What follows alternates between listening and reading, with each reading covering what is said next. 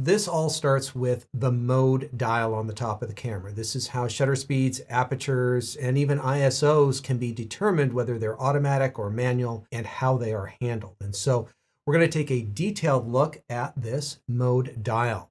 To start with, there are basic settings and there is what's called a creative zone, more manual settings. Now, the number of tabs that are open in the menu system kind of give you an idea of what's going on. In the basic zone, there are 5 tabs in the menu system that are available, and there's a lot of what I would like to call child safety locks on a lot of the features of the camera. You just can't get in and change a lot of things when you're in any of those modes. Now, the creative zone has all 7 tabs that are available for you to go in and make adjustments and changes to. And so this is where we're going to spend a bit more time in there. But there are these 2 completely different modes, and be aware of that if you are going into the menu system, that you probably want to be in the creative zone, the more manual area, so that you can have full manual access to changing whatever features you want to have in there. Now, each one of these little letters or pictures is going to be a specific style of shooting, and we're just going to kind of run down through the whole list. We're going to start off with the easiest ones, and we'll get to the more sophisticated manual ones along the way. First up is Scene Intelligent Auto. This is where the camera is going to set shutter speeds, apertures, ISOs, as well as a bunch of other settings for you. It's going to put child safety locks on so that you can't get into everything, so you have that limited menu system that we talked about. And I really don't imagine anyone purchasing this camera, watching this class, and then leaving the camera in the A+ mode for themselves. Just doesn't make any sense at all. Now, if you were to hand the camera over to a relative or a friend to take photos, and you don't want them to mess up your camera settings, and they just want to take basic photos for something, yes, this is just the simple basic mode to put the camera in.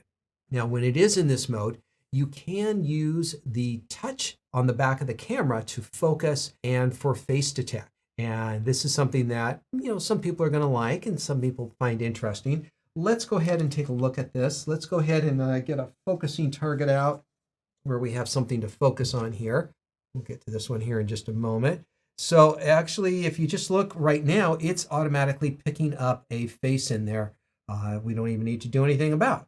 But if we do want to put something else to focus on here in the foreground, we can, it goes dark very quickly there. You can touch where you want to focus, and then you can take a photo there. And you can see that it grabs on to that particular subject. Still in playback mode. Let's go back to live mode, focus over here.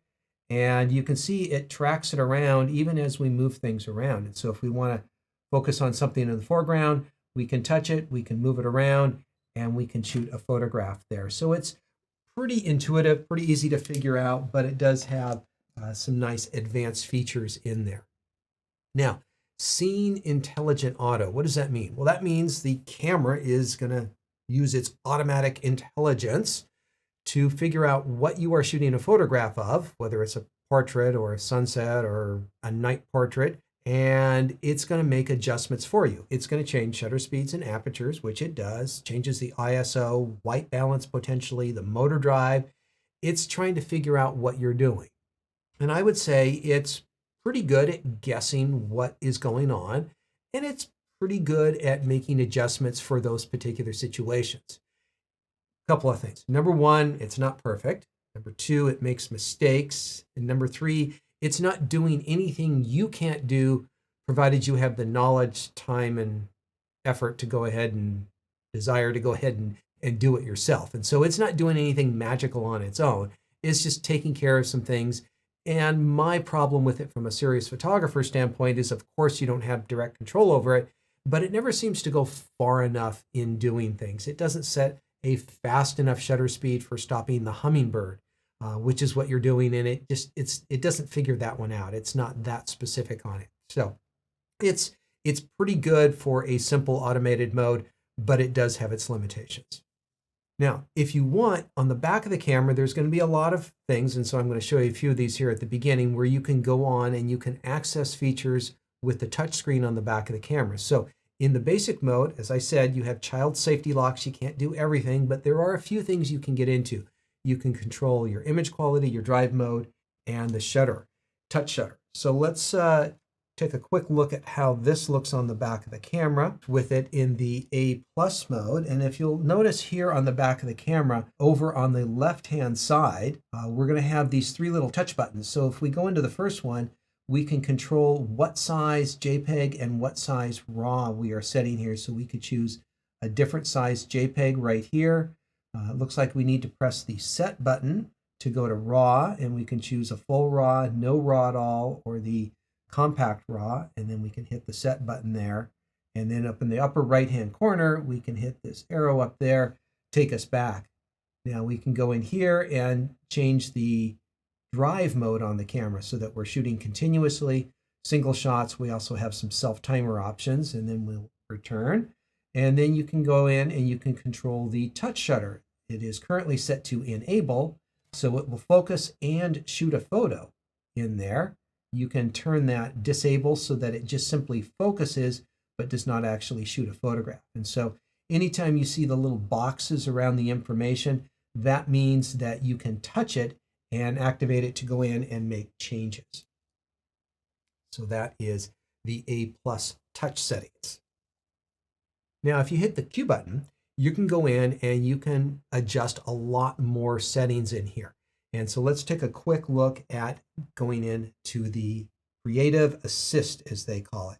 So if we hit the Q button here, we can go down along the bottom and we can choose different things to adjust on our particular photograph.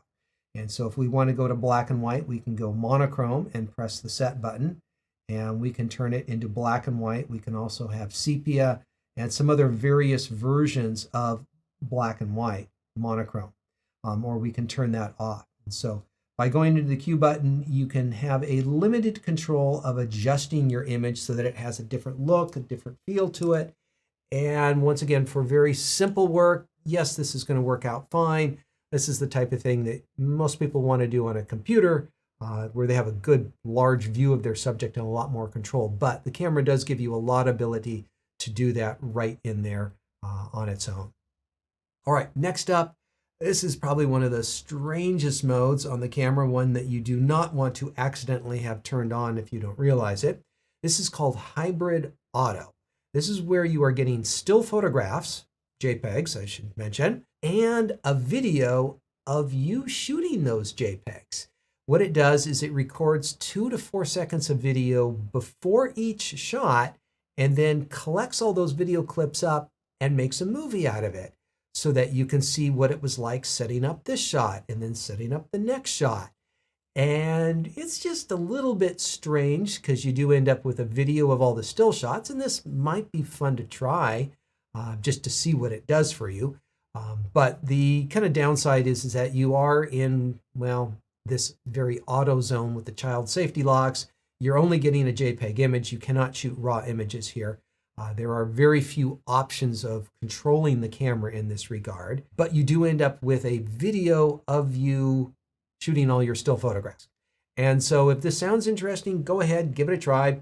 Just point it at a subject for a little bit. Make sure that you don't just quickly shoot photos. You want to be there for 2 to 4 seconds so that the camera has some video to record of that. And so all those video clips, as I say, are combined into a singular clip that you can download and you can view and use however you want to remember taking photographs, taking JPEG photographs. All right, next up is Special Scene. Now, this is where you start having a little bit more input into making the photos. And what you do here is you're going to press the Q button and you can select, rather than have the camera selecting for you, you can tell it what you are wanting to shoot a photograph of. All right, so let's go ahead and take a look at this. We will first off change our cameras into the special scene mode here. And then what we can do is we can hit the Q button, and we're going to actually have a lot of options in here. And we can kind of dial around the options here. And what we're looking for is in the upper left-hand corner. You could actually touch this, or you can press the set button. And then we can choose different options in here. And so generally speaking, there isn't anything the camera is doing that you can't do on your own by setting shutter speeds, apertures, ISOs, motor drive, things like that. But if you just want to keep things really simple, this would be a way for showing somebody, you put the camera in a good mode for doing what you're doing, and this will do it here. Now, I do say for the most part, it's not doing anything you can't do when you're on. And what that really means is that's not true, what I just told you. There are a few things that it's doing that are kind of unusual. There is the HDR mode where it's shooting a number of photos. You can put the camera in an HDR mode and do that. I'd say one item that it's kind of unique is that it does a panoramic mode. So you can shoot a series of photographs as you move the camera around, and then it takes all of those and it stitches them together into a single photograph. And that is not something that you can do anywhere else on the camera. The panoramic that you get out of it is okay. It's not as good as a good panoramic where you're shooting individual photographs and then you're using a good program to stitch them all together. The one that the camera does, I don't think has as powerful as a program as most computers, and occasionally there's artifacts that don't look right. But if you are looking for kind of a quick snapshot of a particular place and you want to do a panoramic, well, the panning one does a reasonable job for that. Now, there is an interesting option. It has a silent shutter. And this could be really good, if your kid is in a play and they're up on stage and you don't want to make any noise in the audience, you could put it in the silent shutter and it would be perfectly suitable for that. Now, this puts the camera into its electronic shutter, which is something we'll talk about more in capture controls. And it uses a scanning process where it is not real good for subjects that are moving quickly. And so you may end up with distortion. And because of the electronic shutter, you may end up with banding. And so that's going to be some series of light and dark lines in the photograph.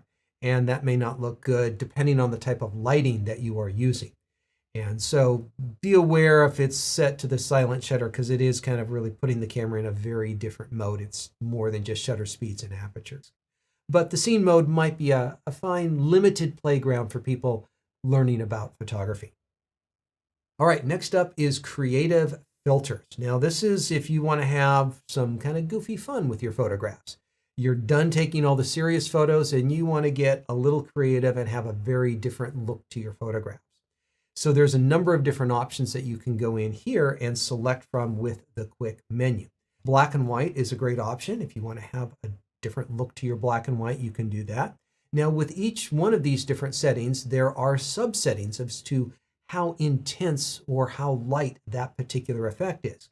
And so not only can you choose different effects, but you can choose how strong an effect is it. And that's nice so that you can really tailor it for the type of shot that you are shooting. And so this is something that you might want to play around a little bit with. This isn't where you want to have your camera all the time, I'm going to guess for most people.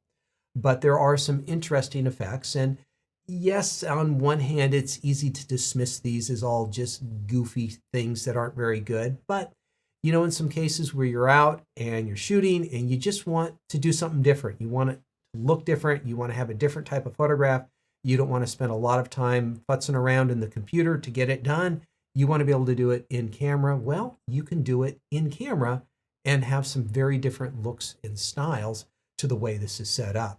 And so it's not where I recommend shooting most of the time, but it is an interesting playground that it might be fun to go around and play with. Let's go ahead and take a look. So we're going to change it to our creative filters option here. And so if we hit the Q button, in the top left is going to be our different options. And we can choose, you see down along the bottom, it says set to choose the filter. So I press the set, and we can choose from those different options that we have. All right, let's choose one that we know we have some options with. Okay, the fisheye effect. This one's kind of real goofy. If you like that fisheye look on your images, but you don't have a fisheye lens, well, you can kind of get it. It's a heavy crop in there. Well, the idea that I wanted to show you here is that when you go into set this, let's press the Q button, is if you come down a step here, you can control, let's see if I get this right here, there we go. You can have 3 different effects of this. So you can choose how big of impact it has. Now you can go back up here and we can change, let's see if we can change to a different setting here. So the toy camera effect. And we can come in here, we can come down, and we can change from a warm tone to a cool tone. And this other kind of soft, blurry, vignetted look on here. And so you can make those adjustments. Now, these other settings on the camera are more regular camera settings that we'll talk more about. But for the creative filters here, the first two ones, the choosing which one you want and then choosing the effect that it has, is going to be there. Now, it isn't like that on all of them, but it is like that on most of them, where you can come down and adjust the exact look and feel of it. And so if you want to play around in that, that is a fun playground for getting some unique and different images. Not for super high quality stuff. Don't leave it there for the important things, but only for goofing around, you might say. All right, next up is flexible value. Now, if I had my choice, I'd talk about this a little bit later on, but it was the next logical place on the dial, so we'll talk about it here and now. Flexible value is something that's relatively new with Canon cameras, and this is kind of a amalgamation of program, time value, aperture value, and manual all in one. If you quickly want to change from shutter speed, aperture, automatic to manual with any of the different settings in there, you can do so in this flexible value mode. And so manual or automatic of all the major controls. Now, the way this works is the quick control dial 2 is going to allow you to select which option you want to change. And then you can change that setting with the main dial on your camera. And depending on what modes it is in, you can do exposure compensation with the back dial of the camera. Now, before I show you exactly how this works, a little bit more information is that if you hit the trash button, why trash? Because it's not being used for anything else. Let's make it useful. It will take that feature and it will put it into automatic. And if you hold the trash down, it will put everything into fully automatic. So let's go ahead and set this up. So we're going to go ahead and put the camera in the flexible value mode. And let's get this lined up here a little bit. All right, so now on the back of the camera, or on the top of the camera, I guess it's on both. The quick control dial 2 allows you to cycle through your shutter speed, your aperture, exposure compensation, and your ISO. So if you want to change your ISO, you would set it, so the little orange marker there, and then you would turn the main dial on the camera, and we're going to set an ISO of 800, okay? Now for time value, let's go ahead and let's just leave this one auto. All right, that's simple enough. We'll go to the next one, an aperture value, and let's set an aperture of f8. And when we shoot a photo here, the camera is going to figure out what the appropriate shutter speed is, which is an 80th of a second, so that we can shoot a photo. Now, if you want to turn the back dial, we can change our exposure compensation. Well, if we turn our dial over to ISO and we say, you know what, we want this one to be automatic. There's two different ways we can do this. We can turn the dial on the camera back down to automatic, or we were at 800, we can hit the trash can down here and it goes to automatic in there. And so I think I held it down a little too long because it sent aperture priority back to automatic. So let's get this set back to f8 and we'll get the ISO set back to 800. So if we want to just reset ISO, we just press the trash can very quickly. And so the hard part is when you're starting out on, or when you're manually changing the time value, it starts off at 30 seconds. So you need to get it back into a range that you want. So let's say we wanted a little bit faster shutter speed of 500th of a second. We press down on the shutter release and you can see what ISO is being recommended by the camera, in this case 5,000.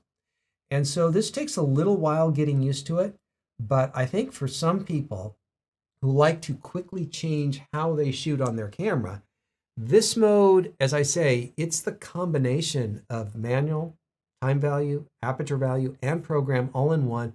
And it's very easy once you figure out those dials, how to turn one thing on and one thing off. So pretty much anything you want to do as far as exposure control, you can do in flexible value.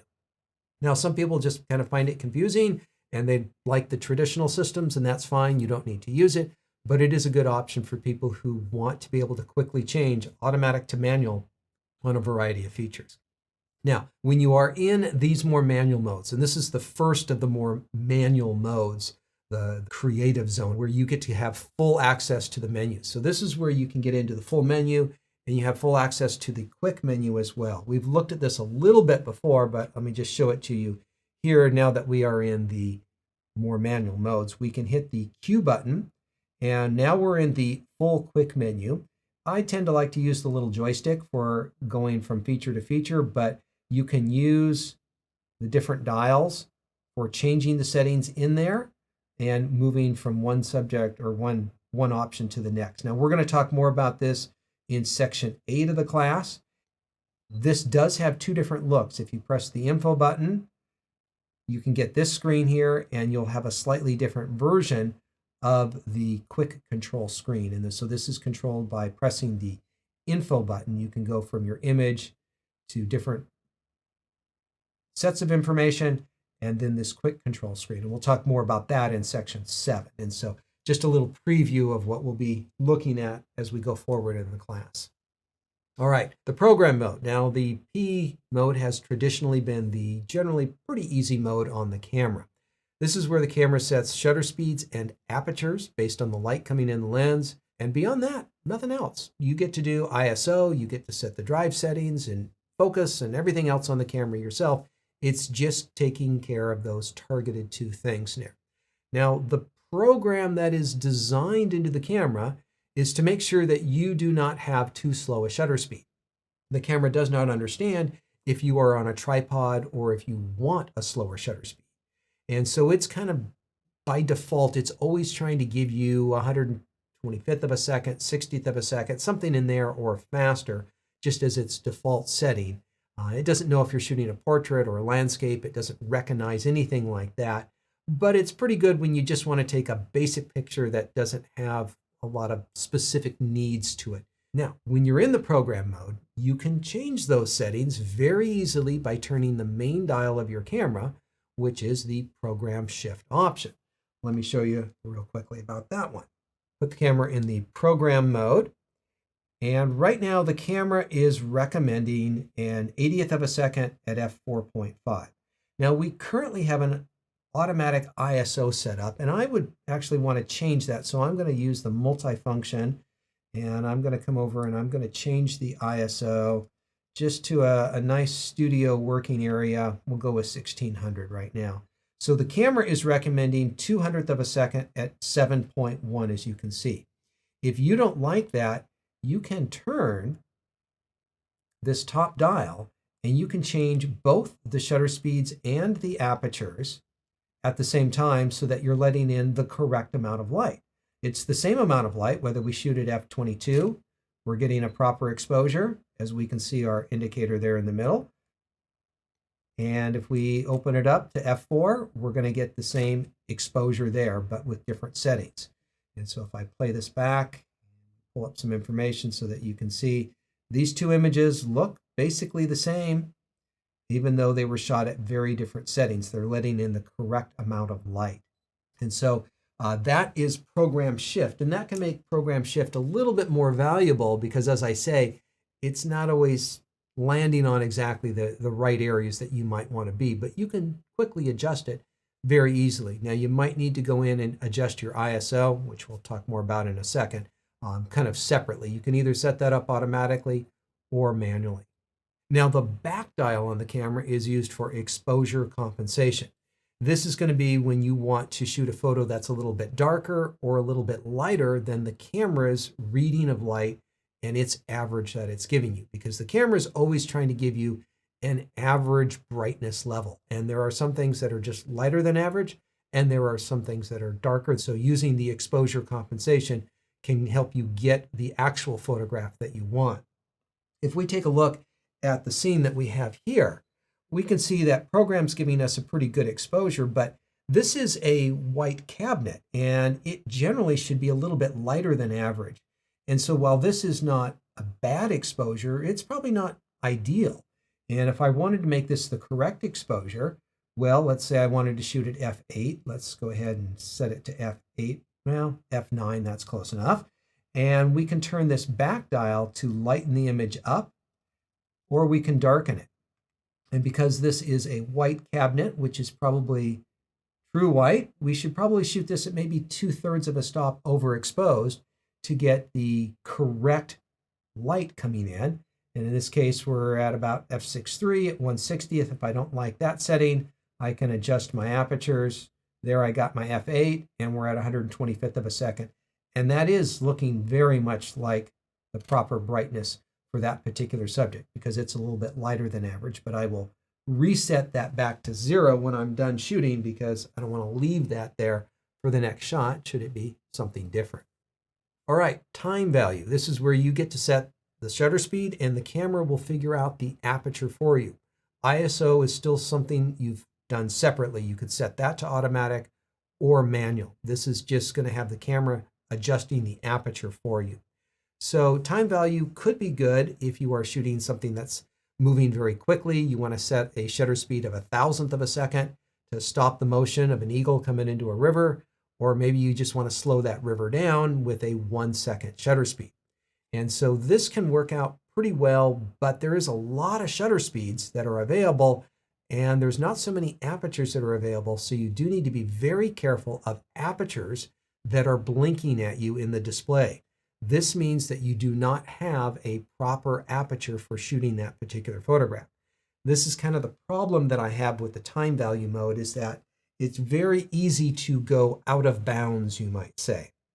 All right, let's change our camera to the time value mode. We now have control over the shutter speed. And as far as the ISO, we currently have it set to 1600. All right, and we control our shutter speeds with the main dial on the camera. And right now, if we want to shoot a picture at 500th of a second, we can do that. The camera has chosen f4.5. If we decide to shoot at a higher shutter speed, let's go to 4000, you can see that the image is starting to get dark and the 4 is blinking at us, which is telling us we need an aperture better than 4 and this lens doesn't have it. And so the options that we have is to reduce our shutters speed until it stops blinking, in this case, around 1/640th of a second, and I can shoot a photo here. Now, the other option, if I really wanted to shoot at 4,000th of a second, is I could raise my ISO level, and let's see, right here, get used to these new controls. I'm going to change it up to 12,800. We'll go all the way up to 25,000. And we can see that 4,000th of a second is no longer blinking at us. The camera is adjusting the aperture. We're adjusting the shutter speed, but we're also adjusting the ISO to make things work. Now, another option that could work is by taking the ISO and setting it at auto. This works pretty well. Now we can select almost any shutter speed we want. If we're going to be using a slow shutter speed, the camera will choose a low ISO like 100. If we select a high shutter speed, the camera will bump up the ISO as necessary. So this could be a good option for those of you who do want to use the time value mode. Just be aware of those blinking apertures. Anything blinking in the display means there's a potential problem. Not necessarily a problem, but a potential one. Next up is aperture value. This is just the reverse of what we talked about before. This is where you get control over the aperture. You can stop the aperture down to a really small setting so that you get lots in focus with your subject from the foreground to the background. You can do shallow depth of field so that your subject really stands out from everything else in the photograph and you have a narrow depth of field. Now this works out a little bit easier and better than the time value mode because there are relatively few apertures and there's a lot of different shutter speeds that'll match with it pretty well. Let's go ahead and do a quick demo here. We'll put the camera in aperture value and we're going to change our apertures by turning our main dial on the camera. We press halfway down to see the shutter speeds. If we open this up all the way, this is an f4 maximum aperture, so we can shoot at a 60th of a second. If we want to stop all the way down, we can go down to 22 and we can stop it down right there. And we still have the camera in auto ISO, so it's trying to keep us at a reasonable shutter speed of a 60th of a second. I'm going to take it off of auto ISO right now, and we'll just put it on 1600. And as we set at f22, it's 1/20th of a second. If we were to adjust this down to 4.0, we're now at 6/40th of a second, all while maintaining the same ISO. So you can use manual or auto ISO in conjunction with it. That's kind of an independent feature that you can set according to your needs. But I think aperture priority is a good, relatively quick mode that gives you a lot of control. You do need to keep an eye on the shutter speed so that it's not too slow for either the subjects you're shooting or for you hand holding the camera. Next up, my favorite mode, of course, is manual. This is where you get full control over the camera. You're going to set shutter speeds with the main dial. You'll set your apertures on the back. And I like manual because when you set up to shoot a particular thing that you want to shoot, it's nice to be able to shoot several photographs that all have the same exposure, that are consistent in their exposure. And so if you want to get several versions of a particular shot, but you all want them with the same shutter speed and aperture, well, it's going to have the same lighting effect, and you don't need to go in and adjust each of the different images for different lighting. So it's great for consistent results. It's also very good in tricky lighting situations where the camera's light meter may get fooled. So in these situations, I'll often do a couple of test photos to see what looks right, set it up manually, and then everything's good from there on out. Now, when you are working with manual, you're going to be using the exposure indicator in the viewfinder. And this is going to show you the third stops and one stop increments. You'll see if your camera is one stop overexposed, or for instance, 1 2/3 stops overexposed, you can see very exactly where it is. If you go too far in either direction, you're going to get an arrow which tells you that you are more than 3 stops under or overexposed, which means you're going to end up with a terrible exposure, and that's not what you want to do most likely. So to start with, yes, getting that indicator in the middle for an even exposure is a good place to start. However, like with my white cabinet here, I showed you how I needed to go plus 2/3. So where you need to get it set depends on your subject, but the center is a good starting point and make adjustments from there. So let's go ahead and set our cameras up manually. Now, one of the things I'm going to want to do is set the camera up manually with ISO. And so in the multifunction, we can see that we do have this set at ISO 1600, which is good. We're going to leave that set there. Now, let's just say we wanted to, well, let's see, we've got to change this to manual. That's always a good first sign, is changing it to manual. Now, this picture is looking a little overexposed to me, and I can see on the indicator down here on the bottom that we are a little over a stop overexposed. Well, in this particular case, I want to shoot at f16. All right, so I'm going to change this to f16, and now it is too dark. So I'm going to make my final adjustment with my shutter speed, and in this case, we're going to be shooting at 1/40th of a second, and that's kind of a good starting point where I might shoot a photo there. Might look at that and go, you know, that looks a little dark and a little dingy for this area, so I'm going to overexpose by 2/3 of a stop here at 1/25 for 1/25th of a second, and shoot my photo here. And so this is how I might work an actual photograph out in the field, is I set it to the middle, take a look to see if it's too bright or too dark, and then make an adjustment. Now you can work with that light meter on the back of the camera or in the viewfinder. If you use the viewfinder, you'll have a more magnified, better close-up view of your subject and the light meter, usually a little bit easier to work with. So that's what I prefer to work with, but sometimes the one on the back is nice for convenience features. All right, B stands for bulb, and this is kind of an extension of the manual mode. This is where you get to choose your shutter speed by how long you press down on the shutter release. Your aperture can be controlled by the main dial or the quick control dial on the back of the camera. This is generally intended for long time exposures. So if you're going to be shooting a photograph that is going to be greater than 30 seconds, this is the mode that you would want to use. Now the idea here is you put it in the bulb mode, you set your aperture, and then you press down on the shutter release, and you leave it pressed down for as long as you want the shutter to remain collecting light. You can do it for a minute or 10 minutes.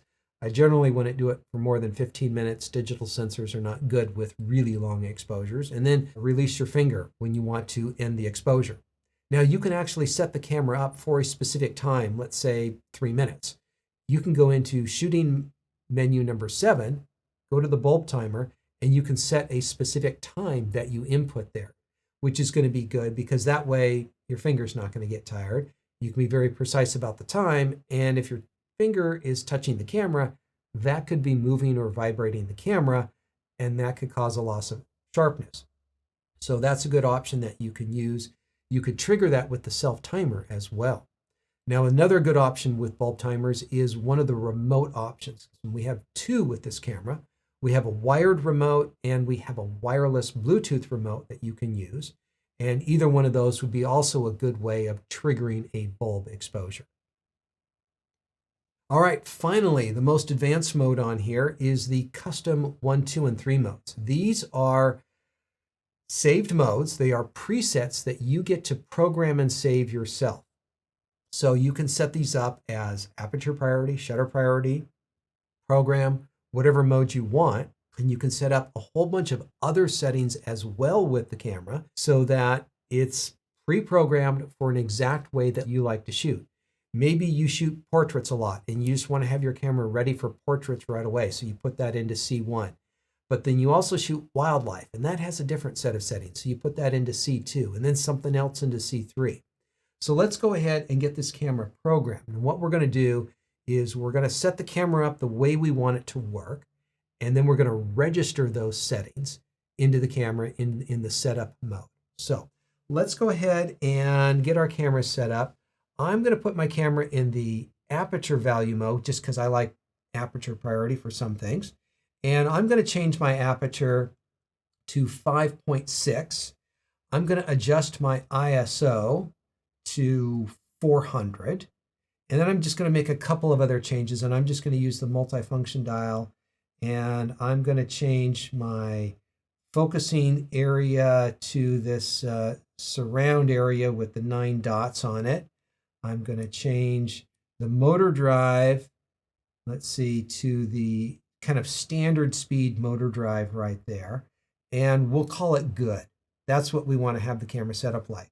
So what I'm going to do now is I'm going to dive into the menu and I'm going to make my way over to setup number 6. And we're going to go down to custom shooting mode and I'm going to press set. Now I could clear settings or I could register them. We'll deal with auto update later. Register the settings is what we're looking for. So I'm going to go in here and I could set this up for 1, 2, or 3. I'm going to set it up for custom mode number 1. And I'm just going to say, okay. And boom, it's programmed in there.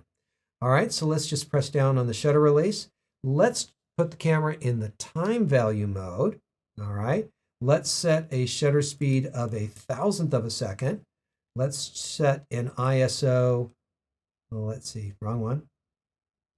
With let's do 1,000 here. We did 1,000th on the shutter, 1,000 on the ISO. We're going to go in and we're going to change the motor drive to the high speed motor drive. And we're going to call that good right there. Let's go ahead and dive back into the menu. And we're going to go to custom shooting mode. We're going to register these as C2. Okay, and there's the okay. Load it in there. Now, I'm going to put the camera in the manual mode. I'm going to change the ISO down to 200. Why 200? Just because it's different, and we haven't done that one yet. What else do we need to change? I'm going to take it out of the high-speed motor drive and go back to the single mode. And we'll put ISO, actually, we'll change our aperture so that we get a decent look here. All right, so now if you look on the camera, pull up, let's see, let's do this one right here. So as we change here, you can see we're currently in the manual mode at ISO 200. When we change to C1, you can see C1 is actually aperture value at ISO 400 with 5.6. We've got the motor drive turned on. Let's go ahead and change it to C2. And this one we programmed for time value. Remember, we set that to ISO 1000 and 1/1000th of a second. We also put it on the high-speed motor drive. And those are the changes that we made. So we can very quickly go between C1, C2, and we can just throw it back into manual or aperture priority, and our camera is back in our normal mode. So this is going to be really handy for those of you who have preset things that you do on a regular basis, and you want to quickly change 10 features with one twist of the dial. It's a very good option, but it does require some knowledge on your part as to what you want to have set and going in and getting that set up as I just showed you. So think about how you can use that in your photography to make shooting a little bit more quicker and easier. So there you go. Those are the different mode options. Now be aware that nobody uses all the modes on their camera on a regular basis. Most people have 2 or 3, 4 areas where they go on a regular basis, but it's good to know what everything does just in case you want to do something a little bit different. So I encourage you to experiment to start with to figure out which ones you like and which ones work well with what you do. And then there's just going to be some favorites in there. And think about getting some of those custom ones set up to really fit your particular needs. So that's our main way of controlling the exposures with the mode dial on the camera. All right, next up, we're going to talk about ISO, and we're going to access that through our multifunction button. And as you saw me doing a little bit in the previous section there, you can adjust your ISO in here. You're going to use the multifunction to turn it on. You're going to choose the function with the quick control dial 2, and then with the quick control dial in the back of the camera, you can select anywhere from 100 up to 200,000, which is the H setting, as well as a low setting of 50 and an auto setting. Now, this is going to change how sensitive your sensor is to light. Generally speaking, we need to raise the ISO when we go to lower light levels, but this greatly depends on how you are shooting. It really is done to adjust the shutter speed or to accommodate a shutter speed that we want to shoot. So if you want to shoot with a really fast shutter speed, chances are you're going to need to bump up the ISO a bit. Now, one of the big things is that when you set the camera to higher ISOs, the camera gets noisier. The sensor gets more noise in the image and it doesn't look as good. Now, testing with this camera, ISO 100 is the native sensitivity, so this is where you're going to get the best image quality possible out of this camera. You can shoot it at 50, it loses about a stop of dynamic range, and so you don't want to do it if you can avoid it by shooting at ISO 100. There's occasions where I really want slow shutter speeds, and I'm shooting a waterfall or something, I will go down to ISO 50 if it's not too contrasty of a scene. Now, to be honest with you, everything up through ISO 800, 1600 looks really clean, and you shouldn't have much problem shooting there on a regular basis. When we get into the higher ISOs, we're going to get to more noise in here. And so definitely when you get up to the highest 2 or 3 settings with any camera, it's going to be fairly low in quality. So 51,000, 102, 200,000, yeah, it's pretty low quality. You might want to do some testing on your own. I know there's different people have different standards. ISO 6400, 12,800 is probably as high as most people are going to want to go on a regular basis because it starts getting a little chunky in there, you might say. So it's worth doing some little testing on your part to see exactly how far you want to push that. But 3200 and below is looking very clean in my opinion. All right, now in the menu settings, we're going to see some more options for controlling the ISO. You can go into shooting menu number 2 and you can set the ISO if you want. You didn't want to do it with the multifunction button or you reprogrammed it to do something else. You can also set in some specific controls that we'll talk more about later on the ISO as far as when it's triggered going up to the next ISO and is it looking at the lens that is on the camera for any information as to choosing ISOs. And so those more specific settings we'll talk more about in the shooting menus. Next up, let's talk about the metering system. This is also controlled on the multifunction dial. In the lower left column is the metering option. In here, we're going to have 4 different options for controlling how the camera is reading the light coming into the camera. Now, there are 4 options, but most people just use one, and that is evaluative metering. This breaks the scene up into several different areas. It compares and contrasts the highlights and the lowlights, and it comes up with what I think is a pretty good reading in most situations for whatever you're shooting. And so that's going to be a good one for most people most of the time. Next up is a little bit more traditional one. This is a partial metering area.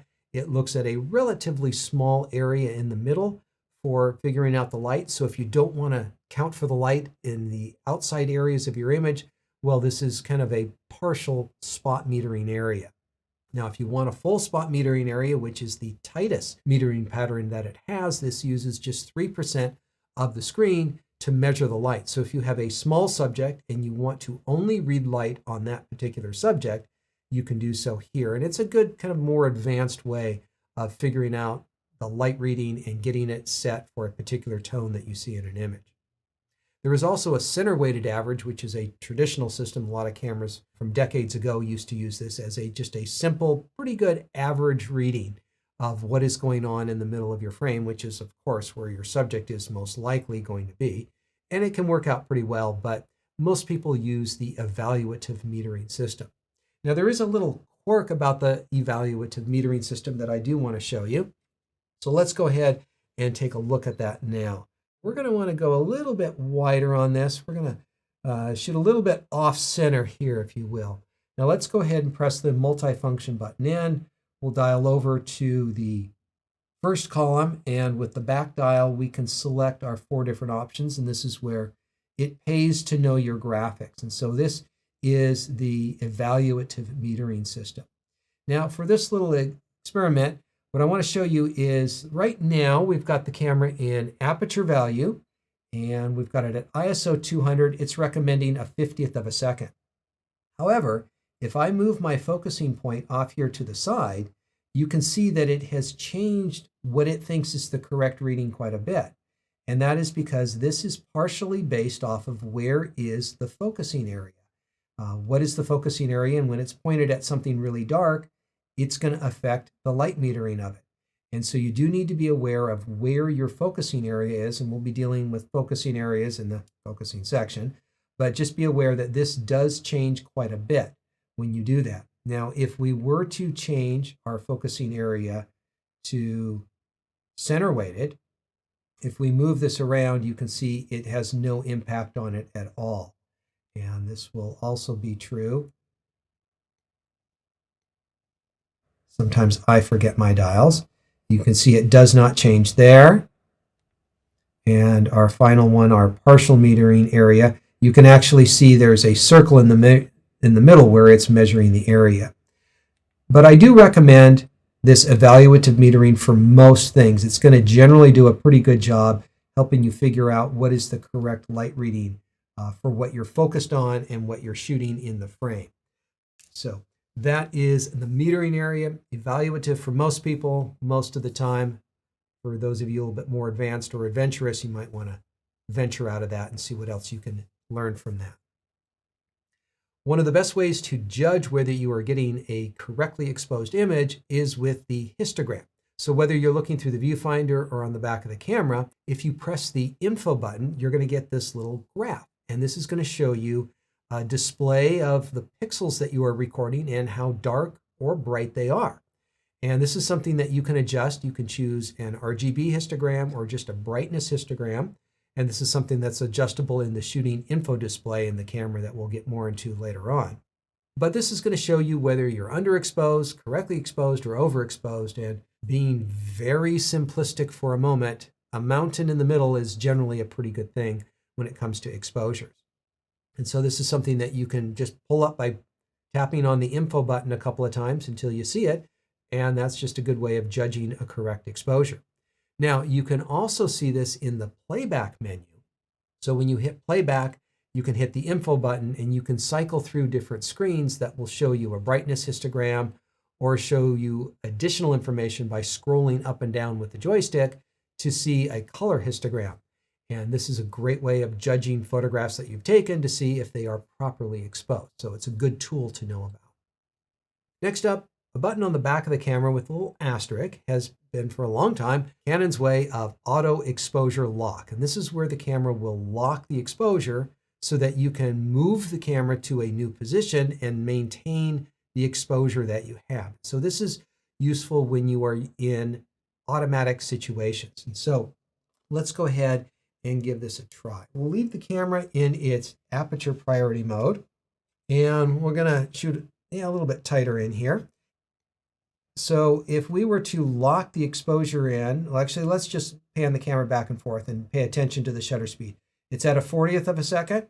And if we pan over here to the side, we can see that it's at a 10th of a second. All right. See if we come over here, we're at 25th of a second. Well, if we want to lock in this particular area, what we're going to do is we're going to press the asterisk button, and that locks that 50th of a second in so that we can shoot the photograph over here. We do need to focus on this, and so we'll a little adjustment for that right here. And so if we want to maintain that exposure, we can lock it in by pressing the asterisk button. And so lock it in and go over there and shoot the photograph.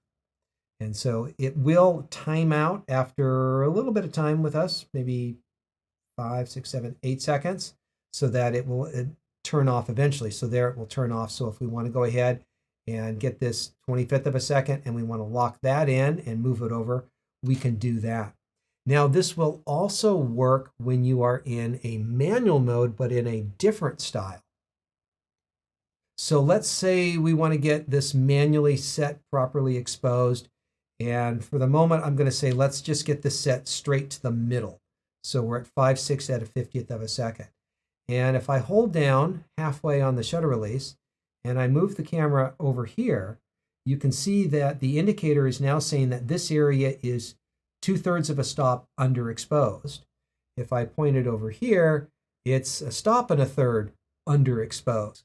And so it's showing you the exposure difference from what you set. So if I set it over here, we readjust for a proper exposure. I press down halfway.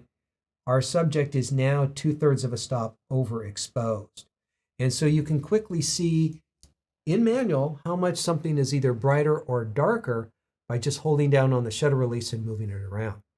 Now this feature can also be customized so that it locks flash exposure, so that if you're using flash, you can use that as well. And that's kind of one of the default systems it has set up, or it can be completely reprogrammed, as we'll look at later on. So this is a feature that not a lot of people use, but I think it's very valuable to know and can be very useful for some people's purposes.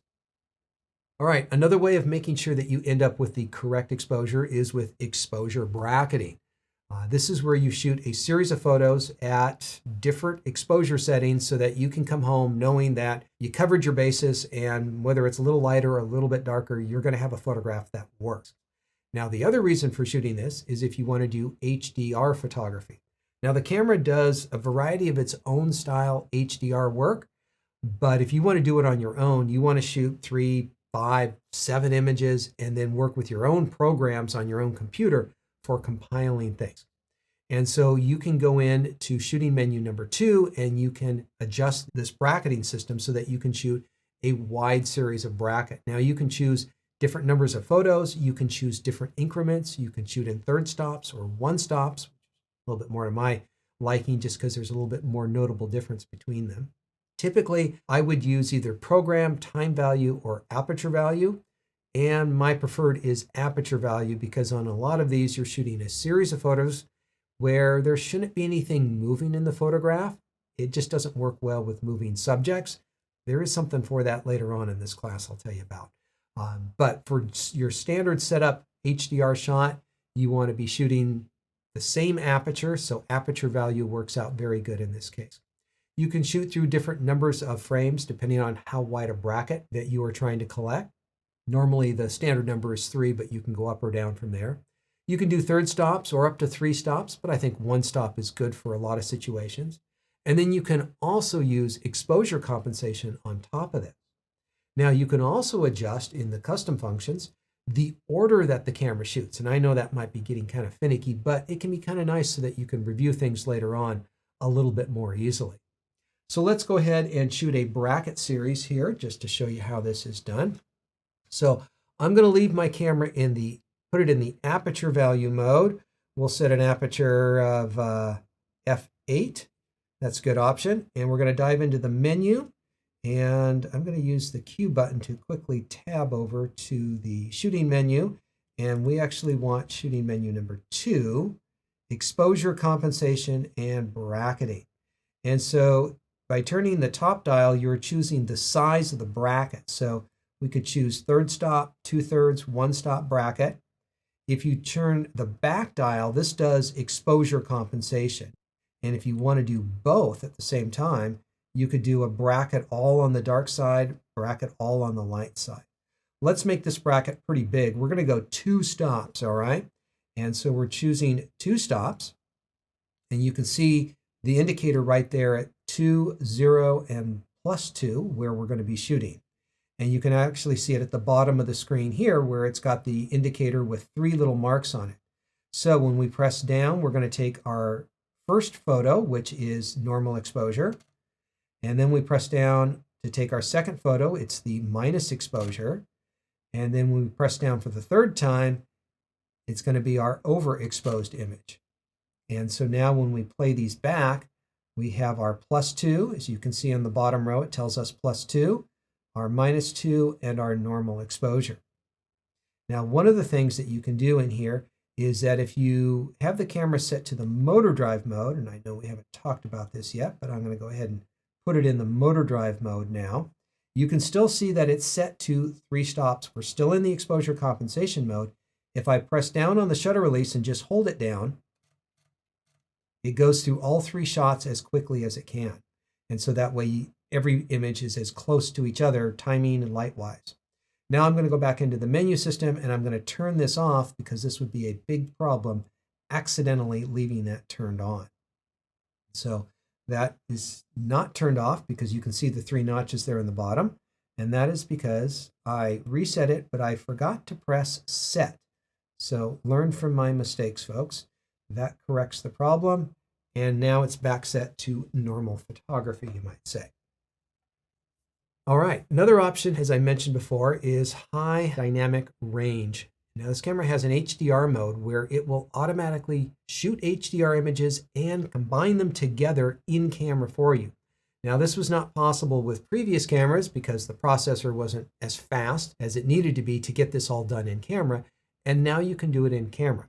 Now this particular menu is a little bit fiddly when you get in there and adjusting it because they have 2 main options for the HDR mode. They have a setup for moving subjects and a setup for dynamic range. Well, the problem with HDR is it uses a number of photos and you can't shoot moving subjects. Well, Canon has figured out a way around this, and I think I figured out how they did it, but it is still kind of a little bit of voodoo magic on their part. So if you set it to the moving subject mode, you will have an option of limiting the max brightness depending on the type of screen. There are special display screens where you might need to limit this to 1000 nits, which is a brightness level, or you would leave it disabled if you want to work with the image yourself. So what it does in this mode is it's shooting a JPEG image. It raises the ISO to ISO 800, and I believe what it's doing behind the scenes is it's shooting an image that is 2 stops too dark, and then it brightens everything, but it doesn't overexpose any of the brightness levels, and it gives you that image. And it's a little overworked in some cases, but it does allow you to shoot moving subjects in an HDR manner. The other option is to set it up for dynamic range, where it's going to do a better job, better quality job, because it's shooting through different photos. In the moving subject, it just shoots 1 photo and works with the information it has from that. In the dynamic range option, it's actually shooting 3 photos and then combining information from each of those. So that's going to be better off for your standard landscape or architectural type shot where you have a great brightness difference. You will be able to go into this setting and you'll be able to adjust the dynamic range. So how much range is there between each of the different shots that are taken? Now, from my testing in the studio, I have found that +1 and +2 don't do a lot, and that you really got to push it up to +3 before you start seeing some strong effect. But this is going to depend a little bit on the scenario that you are shooting in particular. Next up, you can limit the brightness. You'll only need to do this if you are projecting on certain types of monitors that have a limited brightness level. The continuous HDR is a very important setting because if you have this set to 1 shot, you get to shoot your HDR and then it kicks you out of it. That way you don't forget that you're shooting HDR. If you are shooting a whole series of HDR shots, you'll leave it in there for every shot. So it depends on if you're going into HDR for a 1-shot series or you're there for a period of time. Auto align image. So one of the things about HDR is you are supposed to do it from a tripod. And if you did that, Great, that's the way you're supposed to be doing it. You would leave this on disable so that you can get the full image area. You can shoot handheld HDR, and the way it deals with hand movement is it crops in your image by about 1.1 times, and it takes the resulting image and then can match them up, and that way if you move it a little bit, it'll fix the problem in there. But you're losing a little bit of your wide angle, and you're getting kind of a manipulated image, a little bit more manipulated of an image. And so if you're going to work from a tripod, leave it on disable. If you are going to do it handheld, enable. And you can shoot with RAW, that's fine. It's just that the final compiled image in the camera is going to be a JPEG image. Do you want to save those source images? Well, if you're just doing a snapshot and it's not that important to you, you can get rid of those original images just because they're going to clutter up all your shots. But if you're serious about what you're doing, you want to make sure that you are getting all of the information. The camera might or might not turn out a JPEG of your liking. It's going to be nice to be able to have those original raw images to go back to work with a proper HDR program. And so I highly recommend doing that if you're at all somewhat serious about maintaining the data and getting the best quality image. So let me show you real quickly in here, because I said this menu is a little bit fiddly. It works a little differently from what I've seen. So we're going to go ahead and dive into the menu here. And we want to be on page 2, which is where we are. And the HDR mode, which is right down here, currently turned off. And you'll see that when you dive in here, it's just turned off. Well, you got to press the set button, and you can choose moving subject or dynamic range. If you choose moving subject, well, then this changes, and this limit max brightness is grayed out because we need to change the HDR PQ settings, which, yeah, I'll go ahead and do it for you here. This is something that we can turn on. We're now shooting HEIF images. And so if we go into HDR shooting, now we can come in here and we can turn this particular feature on and off. Generally, I don't recommend this particular mode.